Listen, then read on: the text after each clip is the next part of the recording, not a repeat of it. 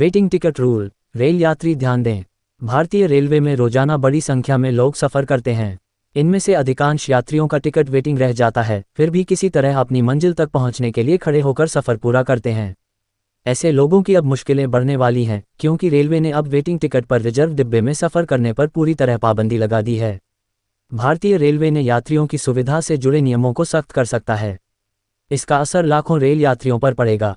Media report में कहा जा रहा कि रेलवे ने 1 जुलाई से वेटिंग टिकट पर सफ़र को लेकर सख्त फैसला किया है।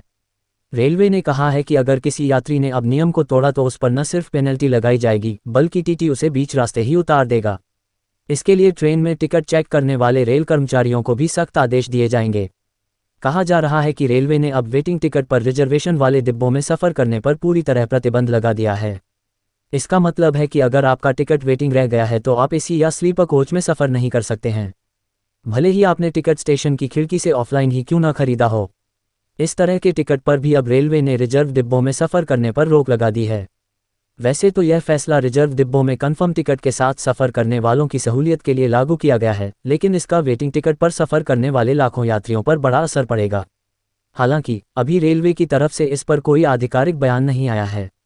भारतीय रेलवे में नियम है कि अगर किसी यात्री ने स्टेशन की खिड़की से वेटिंग टिकट खरीदा है तो फिर वह रिजर्व डिब्बों में भी यात्रा कर सकता है।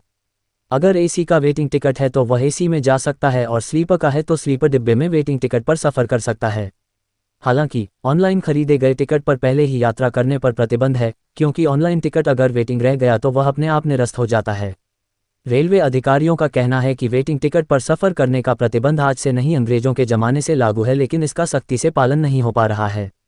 रेलवे का साफ नियम है कि अगर आपने विंडो से भी टिकट खरीदा है और वह वेटिंग रह गया तो उसे कैंसिल कराकर पैसा वापस ले लें।